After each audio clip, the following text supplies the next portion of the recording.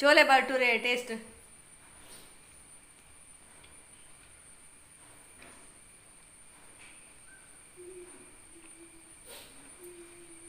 Restaurant style chole bhature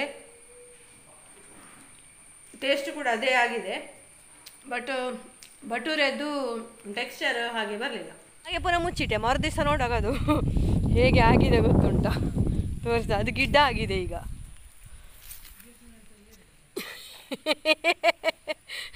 ಹೇಳಿ frequency ಯೂನಿವರ್ಸಿಗೆ ಹೋಗಿ ನಮಗೆ ಅದೇ ಬೇಕು ಅಂತ ನಾವು ಅದನ್ನು ಇನ್ವೈಟ್ ಮಾಡಿದ ಹಾಗೆ ಅಂತ ಹೇಳೋದು. ಅದು ಲೈಫಲ್ಲಿ ಆವಾಗ ಸಹ ನ್ಯೂ ಸೆಲ್ಸ್ ಬರುವಾಗ ಅದಕ್ಕೆ ನಾವು ನ್ಯೂ ಥಿಂಗ್ಸನ್ನೇ ಫೀಡ್ ಮಾಡಬೇಕು. ನಾವು ಯಾವಾಗಲೂ ಉಂಟಲ್ಲ ಲೈಫಲ್ಲಿ ಚೇಂಜಸ್ಸಿಗೆ ರೆಡಿ ಇರಬೇಕು. Hi, good morning. ನೋಡಿ ಬೆಳಿಗ್ಗೆ ಮಳೆ. Hi, good morning, welcome to Ashwini vlogs. ಇವತ್ತು ನಾವು ಬೆಳಿಗ್ಗಿನ ಬ್ರೇಕ್ಫಾಸ್ಟ್ನಿಂದ ನಮ್ಮ ವ್ಲಾಗ್ ಸ್ಟಾರ್ಟ್ ಮಾಡುವ ಆಯಿತಾ. ಇವತ್ತು ನಾನು ನೋಡಿ 2 ಹಕ್ಕಿಗಳು ಹಾರಿ ಹೋಗ್ತಾ ಉಂಟು, ಕಾಣಲಿಲ್ಲ. ಇವತ್ತು ನಾವು ಬೆಳಿಗ್ಗೆ ಚೋಲೆ ಭಟೂರ ಮಾಡ್ತಾ ಇದ್ದೇವೆ. ಸೊ ಚೋಲೆ ಭಟೂರದ ರೆಸಿಪಿ ಹೇಗೆ ಅಂತೇಳಿ ನಿಮ್ಮೊಟ್ಟಿಗೆ ಶೇರ್ ಮಾಡ್ತಾ ಇದ್ದೇನೆ.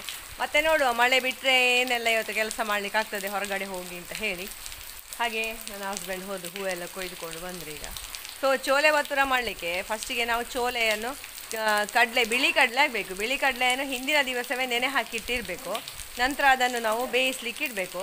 ಆಮೇಲೆ ಇದು ಭಟೂರ ಮಾಡಲಿಕ್ಕೆ ಮೈದಾದಲ್ಲಿ ಮಾಡೋದು. ಮೈದಾ ಮತ್ತು ಸಜ್ಜಿಗೆ, ಮತ್ತು ಸ್ವಲ್ಪ ಸಜ್ಜಿಗೆ ಅಂತ ಹೇಳಿದರೆ ಚಿರೋಟಿ ರವೆ ಅಥವಾ ಬಾಂಬೆ ರವೆ ಆಗ್ತದೆ. ಮತ್ತು ಅದಕ್ಕೆ ಇದು ಹಾಕಬೇಕು, ಎಂತ ಸ್ವಲ್ಪ ಮೊಸರೆಲ್ಲ ಹಾಕಿ ಅದದು ಇದು ಹಿಟ್ಟನ್ನು 2 ಗಂಟೆ ಹೊತ್ತು ಹಾಗೆ ಬಿಡಬೇಕು ನಾವು.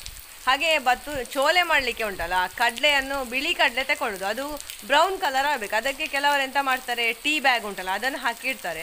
ಸೊ ಅದರ ಬದಲು ನಾವು ಟೀಯನ್ನು ಕುದಿಸಿ ಅದರ ನೀರನ್ನು ಹಾಕ್ಬೋದು ಅದಕ್ಕೆ, ಆಗ ಅದು ಬ್ರೌನ್ ಕಲರ್ ಬರ್ತದೆ. ಸೊ ಹೋಗುವ ಹೇಗೆಲ್ಲ ಮಾಡೋದು ನೋಡುವ. ಚೋಲೆ ಭಟೂರದ ಸ್ಪೆಷಾಲಿಟಿ ಅಂತ ಹೇಳಿದರೆ ಅದು ಬ್ರೌನ್ ಕಲರ್ ಆಗಿ ತಿಕ್ಕಾಗಿರಬೇಕು, ತುಂಬ ಟೇಸ್ಟಿಯಾಗಿರ್ತದೆ, ತುಂಬ ಈಸಿ. ನಾನು ಇದಕ್ಕಿಂತ ಹಿಂದೆ ಸಮಯ ಮಾಡಿದ್ದೆ.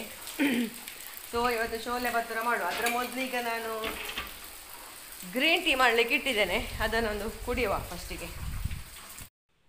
ಇದು ಚೋಲೆ ಮಸಾಲೆ ಮಾಡಲಿಕ್ಕೆ ಉಂಟಲ್ಲ, ಬೇಸಿ ಎಲ್ಲದರ ಹಾಗೆ ಸೇಮ್ ಆಯಿತಾ. ಬಟ್ ಅದು ನೀರುಳ್ಳಿಯನ್ನು ನಾವು ಸರಿ ಬ್ರೌನ್ ಕಲರ್ ಆಗುವವರೆಗೆ ಸಹ ನಾವು ಅದನ್ನು ಹುರಿಬೇಕು. ಆಮೇಲೆ ಟೊಮೆಟೊ ಪ್ಯೂರಿಯನ್ನು ಹಾಕಬೇಕು ಅದಕ್ಕೆ, ಅದು ಸಹ ಹಾಗೆ ಸರಿ ಇದಾಗಬೇಕು, ಎಣ್ಣೆ ಬಿಡುವಷ್ಟು. ನಂತರ ನಾವು ಚೋಲೆಯನ್ನು ಬೇಯಿಸಿದ ಚೋಲೆಯನ್ನು ಅದಕ್ಕೆ ಮಿಕ್ಸ್ ಮಾಡಿ ಗ್ರೇವಿಯ ಅದರಲ್ಲಿ ಸ್ವಲ್ಪ ಚೋಲೆ ಮತ್ತು ನಾನು ಒಟ್ಟಿಗೆ ನಾವು ಮಿಕ್ಸಿಯಲ್ಲಿ ತರಿಯಾಗಿ ರುಬ್ಬಿಕೊಂಡು ಅದಕ್ಕೆ ಹಾಕಿದ್ರೆ ಚೋಲೆ ಮಸಾಲೆ ರೆಡಿ. ಮತ್ತೆ ಚೋಲೆ ಮಸಾಲ ಮಿಕ್ಸ್ ಅಂತ ಅಂಗಡಿಯಲ್ಲಿ ಸಿಗ್ತದೆ ಹೇಗೆ ಸಹ, ಅಲ್ಲದಿದ್ರೆ ನಾವು ಮನೆಯಲ್ಲಿ ಸಹ ಮಾಡಿಕೊಳ್ಬೋದು, ಬೇರೆ ಬೇರೆ ಯೂಟ್ಯೂಬಲ್ಲಿ ಕೊಟ್ಟಿದ್ದಾರೆ. ಮತ್ತೆ ಇದಕ್ಕೆ ಕೊನೆಯದಾಗಿ ಸ್ವಲ್ಪ ಇದು ಎಂತ ಸೋಡಾ ಹುಡಿ ಸ್ವಲ್ಪ ಹಾಕಬೇಕಂತೆ. ಆಮೇಲೆ ಆಫ್ ಮಾಡಿದ ಮೇಲೆ ನಮಗೆ ಬೇಕಿದ್ರೆ ಲಿಂಬೆ ಹುಳಿ ಸಹ ಹಿಂಡ್ಬೋದು. ಕೊತ್ತಂಬರಿ ಸೊಪ್ಪು ಇದ್ರೆ ಕೊತ್ತಂಬರಿ ಸೊಪ್ಪಿಂದ ಗಾರ್ನಿಶಿಂಗ್ ಮಾಡ್ಬೋದು. ಅದೆಂತ ಬೇಕಂತವೇ ಇಲ್ಲ, ದುಡ್ಡು ಕೊಟ್ಟು ತರುವಷ್ಟೇನು ಒಳ್ಳೆ ಸಾಮಗ್ರಿ ಅಲ್ಲ ಅದು. ಹಾಗೆ ಮತ್ತೆ ನಾವು ಕೊನೆಗೆ ನೀರುಳ್ಳಿಯೊಟ್ಟಿಗೆ, ಹಸಿ ನೀರುಳ್ಳಿಯೊಟ್ಟಿಗೆ ಸಹ ತಿನ್ಬೋದು. ವೆರಿ ಬ್ಯೂಟಿಫುಲ್ ಚೋಲೆ ರೆಡಿಯಾಗಿದೆ. ಇದರ ಟೇಸ್ಟ್ ಹೇಗೆ ಅಂತ ಹೇಳಿ ನಾವು ಮತ್ತೆ ನೋಡುವ ಭಟೂರದೊಟ್ಟಿಗೆ. ಹಾಗೆ ಇಲ್ಲೀಗ ಭಟೂರ ಮಾಡಲಿಕ್ಕೆ ಪಾತ್ರೆ ಇಟ್ಟಿದ್ದೇನೆ, ಎಣ್ಣೆ ಕಾಯಲಿಕ್ಕೆ ಇಡಬೇಕು. ಹಾಗೆ ಈ ಭಟೂರ ಮಾಡಲಿಕ್ಕೆ ಉಂಟಲ್ಲ, ಮೈದಾ ಮತ್ತು 1 ಸ್ಪೂನ್ನಷ್ಟು ಮಾತ್ರ ನಾವು ಸಜ್ಜಿಗೆ ತಗೊಳ್ಬೇಕಾಯ್ತಾ. ನಾನು ಸಜ್ಜಿಗೆ ತಗೊಂಡು ಸ್ವಲ್ಪ ಜಾಸ್ತಿ ಆಯಿತು. ಮತ್ತು ಮೊಸರು ಹಾಕಬೇಕು, ಆಮೇಲೆ ಸೋಡಾ ಹುಡಿ ಹಾಕಬೇಕು ಇದಕ್ಕೆ. ಆದರೆ ಮಾತ್ರ ಅದು ಉಬ್ಬಿ ಒಳಗೆ ಸ್ವಲ್ಪ ಪದರದ ಹಾಗೆ ಅಷ್ಟನ್ನು 2 ಗಂಟೆಗಳ ಕಾಲ ಬಿಡಬೇಕು. ಅದರ ನಂತರ ನಾವು ಲಟ್ಟಿಸಿ ಅದನ್ನು ಕಾಯಿಸಬೇಕು. ಮತ್ತು ಇದಕ್ಕೆ ಲಿಂಬೆ ಹುಳಿ ನಾವು ಬಿಸಿ ಇರುವಾಗಲ್ಲ, ನಾವು ತಿನ್ನಲಿಕ್ಕೆ ಆಗುವಾಗ ಹಿಂಡಿಕೊಳ್ಬೇಕು. ಚೋಲೆ ಭಟೂರ ಉಂಟಲ್ಲ ನನ್ನ ಮಗನ ಫೇವ್ರೇಟ್. ಸೊ ಅವನು ಹೇಳಿದ, ಅವನೇನು ಎಷ್ಟು 1 ವಾರ ಇದ್ದಾನಷ್ಟೇ, ಮತ್ತೆ ಹೋಗ್ತಾನೆ ಧಾರವಾಡಕ್ಕೆ.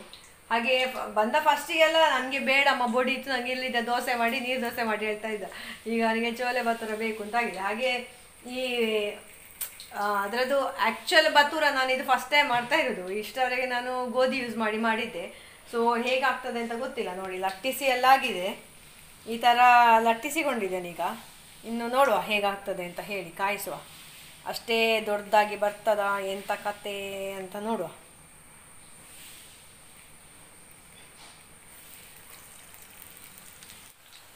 ಹೇಗೆ ಬರ್ತದೆ ನೋಡುವ, ದೊಡ್ಡದಾಗ್ತದ ಅಂತ. ನಾನು ಅದಕ್ಕೆ ಸ್ವಲ್ಪ ದೊಡ್ಡ ಬಾಣಲೆ ಇಟ್ಟದು, ಬಟ್ ಇದು ಸಹ ಬಾಣಲೆ ಸಣ್ಣದೇ ಆಯಿತು.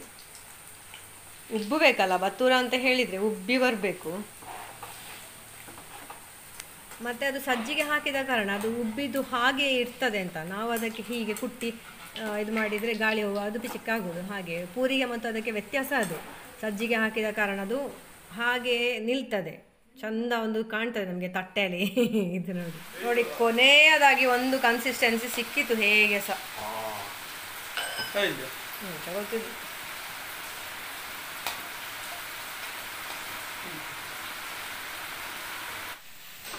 ಹಾಗೆ ಚೋಲೆ ಮಸಾಲೆ ಉಂಟಲ್ಲ, ಬಿಸಿ ಬಿಸಿಯಲ್ಲಿ ನಮಗೆ ಇಷ್ಟು ನೀರು ನೀರು ಕಾಣ್ತದಲ್ಲ, ಅದು ತಣಿಯುವಾಗ ದಪ್ಪ ಆಗ್ತದೆ. ಹಾಗೆ ನಾವು ಸ್ವಲ್ಪ ನೀರೇ ಇಟ್ಕೊಂಡ್ರೆ ಒಳ್ಳೆಯದು. ಮತ್ತು ಇನ್ನೊಂದು ಎಂತ ಹೇಳಿದ್ರೆ, ಇದನ್ನು ಕಬ್ಬಿಣದ ಬಾಣಲೆಯಲ್ಲಿ ಮಾಡಿದರೆ ಮತ್ತೆ ಸಹ ಒಳ್ಳೆ ಟೇಸ್ಟ್ ಅಂತೆ. ಹಾಗೆ ಸಂಜೆ ಆಗುವಾಗ ಉಂಟು ಇದರ ಟೇಸ್ಟ್ ಇನ್ನೂ ಸಹ ಡಬಲ್ ಆಗ್ತದೆ ಅಂತ, ಭಾರಿ ಖುಷಿ ಆಗ್ತದೆ. ಇವತ್ತಿನ ಇದು ಚೋಲೆ ಸಕ್ಸಸ್ ಆಗಿದೆ. ಬಟ್ ಬತೂರ ನೋಡಿ, ಅದು ಆ್ಯಕ್ಚುಲ್ ಅದರ ಟೆಕ್ಸ್ಚರ್ ಬರಲಿಲ್ಲ.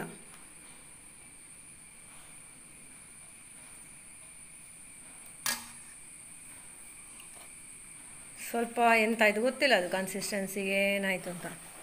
ಕೆಲವೆಲ್ಲ ಚೆಂದ ಬಂದಿದೆ, ಕೆಲವೆಲ್ಲ ನೋಡಿ ಹೀಗೆ ಬರಬೇಕು ಆ್ಯಕ್ಚುಲಿ. ಅಂದರೆ ತುಂಬ ದಪ್ಪ ಬೇಕದು, ಸ್ವಲ್ಪ ಪೂರಿಗಿಂತ ದಪ್ಪ ಬೇಕು.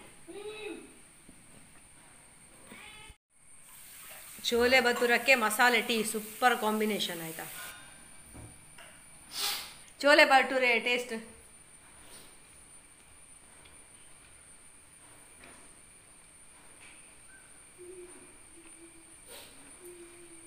ರೆಸ್ಟೋರೆಂಟ್ ಸ್ಟೈಲ್ ಚೋಲೆ ಭಟೂರೆ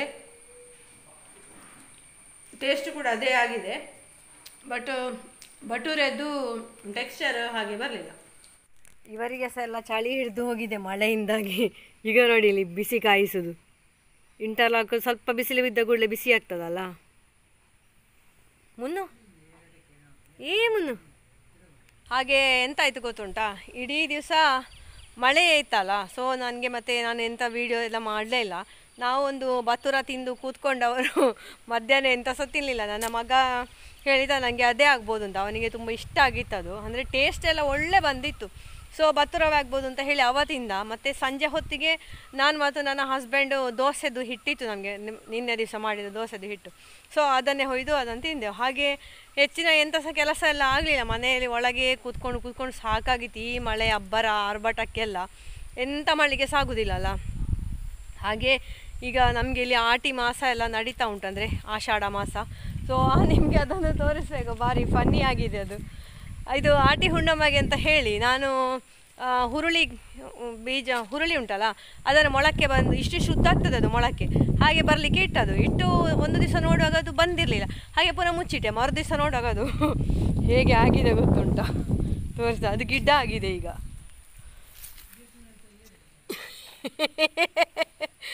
ಹೇಳಿ ಹುರುಳಿದ ಗಿಡ್ಡ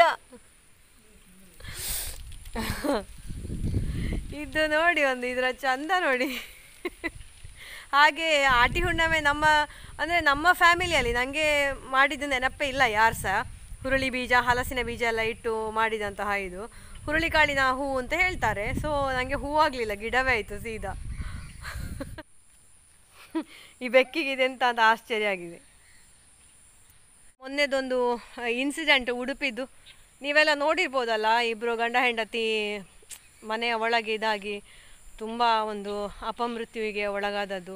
ಸೊ ಅವರ ವಿಡಿಯೋ ಎಲ್ಲ ನೋಡುವಾಗ ನನಗೆ ಆಶ್ಚರ್ಯ ಆಯಿತು. ಅಂತ ಹೇಳಿದರೆ ನೋಡಿ, ಅವರು ಎಷ್ಟೊಂದು ಮೋಟಿವೇಶ್ನಲ್ ವಿಷಯಗಳನ್ನೆಲ್ಲ ಶೇರ್ ಮಾಡ್ತಾಯಿದ್ರು ವಿಡಿಯೋದಲ್ಲಿ. ಹಾಗೆ ಮಾಡಬಾರ್ದು, ಹೀಗೆ ಮಾಡಬಾರ್ದು, ಹೀಗೆ ಮಾಡಿದರೆ ಹೀಗೆ ಆಗ್ತದೆ, ಆ ಥರದ ನುಡಿಗಳೆಲ್ಲ ಅವ್ರು ಹೇಳ್ತಾಯಿದ್ರು. ನನಗೆ ಎಂತ ಅನಿಸಿದ್ದು ಅಂತ ಹೇಳಿದರೆ, ಅದನ್ನು ನೋಡುವಾಗ ಈಗಿನ ಒಂದು ಹೊಸ ಟ್ರೆಂಡ್ ಏನು ಹೇಳ್ತಾ ಉಂಟು ಗೊತ್ತು, ಸಬ್ಕಾನ್ಷಿಯಸ್ ಮೈಂಡ್ ಅಂತೆ. ನಾವು ಏನು ಹೇಳ್ತೇವೆ ಅದನ್ನು ರಿಸೀವ್ ಮಾಡೋದಂತೆ. ನಾವು ಬಾರ್ದು ಅನ್ನೋದು ಅದಕ್ಕೆ ಗೊತ್ತಿಲ್ಲಂತೆ, ನೋ ಅನ್ನೋದು ಅದಕ್ಕೆ ಗೊತ್ತಿಲ್ಲಂತೆ. ಅಂದರೆ ಈಗ ನಮಗೆ ಏನು ಬೇಕು ಅದನ್ನು ನಾವು ಪಾಸಿಟಿವ್ ವೇಯಲ್ಲಿ ಹೇಳಬೇಕು. ಬಾರ್ದು ಅನ್ನುವಂಥ ಶಬ್ದವನ್ನು ನಾವು ಯೂಸ್ ಮಾಡಬಾರ್ದು. ಅದರ ಬದಲು ಹೊಸ್ತಿಲಿನಲ್ಲಿ ನನಗೆ ಸಹ ಗೊತ್ತಾಗೋದಿಲ್ಲ, ಅದನ್ನು ನಾವು ಪಾಸಿಟಿವ್ ವೇಯಲ್ಲಿ ಹೇಳಬೇಕು. ಗೊತ್ತುಂಟಾ, ನನಗೆ ಸಹ ಅದು ಹೇಗೆ ಅಂತ ಹೇಳಿಗೆ ನನಗೆ ಸಹ ಗೊತ್ತಾಗೋದಿಲ್ಲ. ಫಾರ್ ಎಕ್ಸಾಂಪಲ್ ನಾವು ಹೀಗೆ ಹೇಳ್ಬೋದು, ಹೊಸ್ತಿಲನ್ನು ನಾವು ಪೂಜೆ ಮಾಡಬೇಕು, ಹೊಸ್ತಿಲನ್ನು ನಾವು ಗೌರವ ಮಾಡಬೇಕು, ಹಾಗಾಗಿ ನಾವು ಅದಕ್ಕೆ ನಮಸ್ಕಾರ ಮಾಡಬೇಕು ಅಂತ ಹೇಳಬೇಕು. ಅದರಿಂದ ಹಾಗೆ ಆಗ್ತದೆ ಹೀಗೆ ಆಗ್ತದೆ ಅಂತ ನಾವು ಜಾಸ್ತಿ ಎಕ್ಸ್ಪ್ಲನೇಷನನ್ನು ಎಂತ ಇದ್ರೆ ಸಹ ನಾವು ವಿತ್ ಪಾಸಿಟಿವ್ ವೇಯಲ್ಲಿ ಕೊಡಬೇಕು ಅಂತ. ನಾನಂದರೆ ತುಂಬ ಕೆಲವು ವೀಡಿಯೋಸ್ ಎಲ್ಲ ನಾನು ನೋಡಿದೆ ಆಯಿತಾ, ಎಫರ್ಮೇಷನ್ ಅಂತ ಕೆಲವು ಟೆಕ್ನಿಕ್ಸ್ ಅಂತೆ. ಸೊ ಅದು ನಮ್ಮ ಸಬ್ಕಾನ್ಷಿಯಸ್ ಮೈಂಡ್ ಅದನ್ನು ಆಕ್ಸೆಪ್ಟ್ ಮಾಡಿಕೊಂಡು ಅದು ಹಾಗೆ ಆಗ್ತದಂತೆ. ಅಂದರೆ ಫಾರ್ ಎಕ್ಸಾಂಪಲ್ ಈಗ ನಾವು ಲೈಫಲ್ಲಿ ಒಂದು ವಿಷಯಕ್ಕೆ ಹೆದರ್ತಾ ಇರ್ತೇವೆ ಮತ್ತು ಲೈಫಲ್ಲಿ ನಾನು ಹೆದರಿದ್ದೇ ಆಯ್ತಲ್ಲ ಅಂತ ಹೇಳ್ತೇವೆ. ಹಾಗೆ ಅದಕ್ಕೆ ಕಾರಣ ಅದೇ ಅಂತ, ನಮ್ಮ ಸಬ್ಕಾನ್ಷಿಯಸ್ ಮೈಂಡ್ನ ಫ್ರೀಕ್ವೆನ್ಸಿ ಯೂನಿವರ್ಸಿಗೆ ಹೋಗಿ ನಮಗೆ ಅದೇ ಬೇಕು ಅಂತ ನಾವು ಅದನ್ನು ಇನ್ವೈಟ್ ಮಾಡಿದ ಹಾಗೆ ಅಂತ ಹೇಳುವುದು ಅದು. ಹಾಗಾಗಿ ನನಗೆ ಈಗ ಉಂಟಲ್ಲ ಯಾವುದೇ ಒಂದು ವಿಷಯ ಸಹ ಹೇಳಲಿಕ್ಕೆ ನನಗೆ ಸಿಕ್ಕಾಬಟ್ಟೆ ಭಯ ಆಗೋದು. ಮತ್ತು ತುಂಬ ಜನ ನನ್ನ ಹತ್ರ ನನ್ನದೊಂದು ಕ್ಯಾನ್ಸರ್ ವಿಷಯದ ಬಗ್ಗೆ ನಾನೊಂದು ಮಾಡಿದ ವಿಡಿಯೋ ಉಂಟಲ್ಲ ಅದರ ಬಗ್ಗೆ ಮತ್ತೆ ಕೇಳ್ತಾ ಇರ್ತಾರೆ. ನಾನು ತುಂಬ ವಿಷಯ ಬೇರೆ ವಿಡಿಯೋದಲ್ಲಿ ಹೇಳಿದ್ದೇನೆ ಮತ್ತು ಅದರಲ್ಲೇ ಕಾಮೆಂಟಲ್ಲಿ ಮಾಹಿತಿ ಕೊಟ್ಟಿದ್ದೇನೆ. ನನಗೆ ಪುನಃ ಅದನ್ನು ಕೊಡಲಿಕ್ಕೆ ಎಷ್ಟು ಕಷ್ಟ ಆಗ್ತದೆ ಗೊತ್ತುಂಟಾ. ಆದರೆ ಸಹ ಕೆಲವರು ಕೇಳ್ತಾರೆ ಎಷ್ಟನೇ ಸ್ಟೇಜ್, ಯಾವ ಆಸ್ಪತ್ರೆ, ಯಾರು ಡಾಕ್ಟ್ರು, ಅದೊಂಥರ ನಮಗೆ ಮೆಮರಿ ರೀಕಾಲ್ ಮಾಡಿದ ಹಾಗೆ ಆಗ್ತದೆ. ನಾನು ಆ್ಯಕ್ಚುಲಿ ಯಾಕೆ ಗೊತ್ತುಂಟಾ, ಎಲ್ಲರಿಗೆ ಸಹ ಒಂದು ಏನಾದರೂ ಅದರಿಂದ ಪ್ರಯೋಜನ ಆಗಲಿ ಅಂತ ಹೇಳಿ ನಾನು ಮಾಡಿದ್ದು. ಇಲ್ಲದಿದ್ದರೆ ನಾನು ವಿಡಿಯೋ ಸ್ಟಾರ್ಟ್ ಮಾಡುವಾಗಲೇ ಹೇಳ್ತಿದ್ದೆ ಅದು ವಿಷಯ, ನಾನು ಹೇಳಿರಲಿಲ್ಲ. ಒಂದು ಸ್ವಲ್ಪ ಜನರಿಗೆ ಏನಾದರೂ ಯೂಸ್ಫುಲ್ ಆಗಲಿ ಅಂತ ಒಂದು ಇದರಲ್ಲಿ ಮಾಡಿದ್ದು ನಾನು. ಹಾಗಾಗಿ ನನಗೆ ಅದು ಪುನಃ ಅದರ ಮೇಲೆ ಕ್ವೆಶ್ಚನ್ಸ್ ಬರುವಾಗ ನನಗೆ ಸಿಕ್ಕಾಬಟ್ಟೆ ಇದಾಗ್ತದೆ. ನಾನು ಯಾವತ್ತೂ ಅಷ್ಟೇ ಪಾಸ್ಟಿನ ಬಗ್ಗೆ ನಾನು ಯೋಚನೆಯೇ ಮಾಡೋದಿಲ್ಲ, ಅದನ್ನು ಬಿಟ್ಟಿರ್ತೇನೆ ನಾನು. ಅಂದರೆ ನೋಡಿ, ನಮ್ಮ ಲೈಫಲ್ಲಿ ಆವಾಗ ಸಹ ನ್ಯೂ ಸೆಲ್ಸ್ ಬರುವಾಗ ಅದಕ್ಕೆ ನಾವು ನ್ಯೂ ಥಿಂಗ್ಸನ್ನೇ ಫೀಡ್ ಮಾಡಬೇಕು. ನಾವು ಯಾವಾಗಲೂ ಉಂಟಲ್ಲ ಲೈಫಲ್ಲಿ ಚೇಂಜಸ್ಸಿಗೆ ರೆಡಿ ಇರಬೇಕು. ಹಾಗೆ ಹೊಸ ಚೇಂಜಸ್ಸನ್ನು ನಾವು ತಗೊಳ್ತಾ ಹೋಗಬೇಕು, ನ್ಯೂನೆಸ್ಸನ್ನು ನಾವು ಆಕ್ಸೆಪ್ಟ್ ಮಾಡಬೇಕು. ಹಾಗೆ ನಾವು ಪುನಃ ಹಿಂದೆ ಆದ ವಿಷಯಕ್ಕೆ ನಾವು ಗಮನ ಕೊಡಬಾರ್ದು. ಆದ ಕಾರಣ ನಾನು ಅದನ್ನು ಹಿಂದೆ ಸಹ ಹೇಳಿರಲಿಲ್ಲ. ನನ್ನ ಚಂದದ ಲೈಫನ್ನು ನೀವೆಲ್ಲ ನೋಡಿ ಎಂಜಾಯ್ ಮಾಡ್ತಾಯಿದ್ರಿ ಅಲ್ವಾ, ನಿಮಗೆಲ್ಲ ಆ ಟೈಮಲ್ಲಿ ತುಂಬ ಖುಷಿಯಾಗಿರಲಿಲ್ವಾ, ಎಷ್ಟು ಚಂದ ಇವರ ಲೈಫ್ ಅಂತ ಹೇಳಿ. ಸೊ ಅದಕ್ಕೋಸ್ಕರ ನಾನು ಹೇಳಿರಲಿಲ್ಲ ಅದು ಹಾಗೇ ಇರಲಿ ಅಂತ. ಹಾಗೆ ಈ ವಿಡಿಯೋಸ್ ಕೂಡ ನಾನು ನೋಡ್ತೇನೆ, ತುಂಬ ಜನ ಉಂಟಲ್ಲ ಅವರಿಗೆ ನೆಗೆಟಿವ್ಸು ಒಬ್ಬರ ಲೈಫಲ್ಲಿ ಆಗ್ತದೆ ಅಂತ ಹೇಳಿದರೆ ಆ ವೀಡಿಯೋಸನ್ನು ತುಂಬ ನೋಡ್ತಾರೆ. ಈಗ ನನಗೆ ಬಹಳ ಬೇಜಾರಾಗಿದೆ ಮರ್ರೆ, ಎಷ್ಟು ದುಃಖ ಮರ್ರೆ, ಮತ್ತು ಏನಾದರೂ ಬರೇ ಕೆಟ್ಟದು ಆ ಥರದ ಒಂದು ಟೈಟಲ್ ಕೊಟ್ಟರೆ ಆ ದಿವಸದ ವಿಡಿಯೋ ಒಳ್ಳೆ ಹೋಗ್ತದೆ ಅಂತ ಲೆಕ್ಕ. ನನಗೆ ಇದು ಅನುಭವ ಆಗಿದೆ. ಹಾಗೆ ಬೇರೆ ಯೂಟ್ಯೂಬರ್ಸ್ ಕೂಡ ಕೇಳಿದ್ದೇನೆ. ಬಟ್ ಅಂಥದ್ದನ್ನುಂಟ ನಾವು ಎಂಜಾಯ್ ಮಾಡಬಾರ್ದು ಅಂತ ನಾನು ಹೇಳೋದು. ಒಳ್ಳೆ ವಿಚಾರ, ಹ್ಯಾಪಿನೆಸ್ ಯಾರು ಶೇರ್ ಮಾಡಿದ್ದಾರೆ ಅಂತಹ ವೀಡಿಯೋಸ್ ನೋಡಿ, ಆಗ ನಮಗೆ ಸಹ ಖುಷಿ ಆಗ್ತದೆ. ನಾವು ಇನ್ನೊಬ್ಬರ ದುಃಖವನ್ನು ನಾವು ನೋಡ್ತಾ ಇದ್ರೆ ಉಂಟಲ್ಲ ಅದು ಒಳ್ಳೆಯದಲ್ಲ, ನಮ್ಮ ಮನಸ್ಸಿಗೆ ಸಹ ಅದು ಒಳ್ಳೆಯದಲ್ಲ. ಹೇಳ್ತಾರೆ ಇವರು ಸೈಕಾಲಜಿಸ್ಟ್ಗಳೆಲ್ಲ ಹೇಳ್ತಾರೆ, ದುಃಖದ ಮೂವೀಸ್ ಎಲ್ಲ ನಾವು ನೋಡಬಾರ್ದು. ಮೊದಲೆಲ್ಲ ಭಯಂಕರ ಟ್ರೆಂಡ್ ಅಲ್ಲ, ಶ್ರುತಿ, ಮಾಲಾಶ್ರೀ, ಕನ್ನಡದ ಆ್ಯಕ್ಟರ್ಸ್ ಎಲ್ಲ ದುಃಖದ ಇದು ಎಲ್ಲ ಮಾಡೋದು, ಸಿತಾರ ನಮ್ಮ ಟೈಮಲ್ಲೆಲ್ಲ ನೋಡಬೇಕು, ಅಣ್ಣ ನೀರ ತವರಿಗೆ ಬಾ ತಂಗಿ ಅಂತ ಎಂಥ ಫಿಲ್ಮೆಲ್ಲ ಇತ್ತು, ಅಣ್ಣನ ಮುದ್ದೆ, ನನಗೆ ನೆನಪಿಲ್ಲ, ನಾನು ನೋಡ್ತಾ ಸಹ ಇರಲಿಲ್ಲ. ಅಂಥದ್ದನ್ನು ನೋಡೋ ಬದಲು ಹ್ಯಾಪಿ ಥಿಂಗ್ಸನ್ನು ನೋಡಿ ಎಂಜಾಯ್ ಮಾಡಿದರೆ ನಮ್ಮ ಲೈಫ್ ತುಂಬ ಒಳ್ಳೆದಿರ್ತದೆ. ಅಂದರೆ ನನಗೆ ಅದೆಲ್ಲ ಶಬ್ದಗಳು ಹೇಳಲಿಕ್ಕೆ ಬರೋದಿಲ್ಲ. ಡೋಪಮಿನ್ಸ್ ಅದು ಇದು ಏನೋ ಎಲ್ಲ ನಮ್ಮ ಬಾಡಿಯಲ್ಲಿ ಇದಾಗ್ತದೆ. ಅದಕ್ಕೆ ನೋಡಿ ಹೆಚ್ಚಿನವರಿಗೆ ಪೆಟ್ಸನ್ನೆಲ್ಲ ತೋರಿಸಿದರೆ ಇಷ್ಟ ಆಗ್ತದಂತೆ. ಬೆಕ್ಕುಗಳು, ನಾಯಿಗಳು, ಹಸುಗಳನ್ನೆಲ್ಲ ತೋರಿಸಿದ ಆ ವೀಡಿಯೋಸ್ ತುಂಬ ಜನ ಎಂಜಾಯ್ ಮಾಡ್ತಾರೆ, ಅದು ಒಳ್ಳೆಯದು. ಅಂತಹ ವೀಡಿಯೋಸ್ ನೋಡಬೇಕು. ಬಟ್ ಯಾರ್ದು ಕೂಡ ಒಂದು ಕಷ್ಟದ ವೀಡಿಯೋಸ್ ಎಲ್ಲ ನಾವು ಜಾಸ್ತಿ ಇದು ಮಾಡಬಾರ್ದು.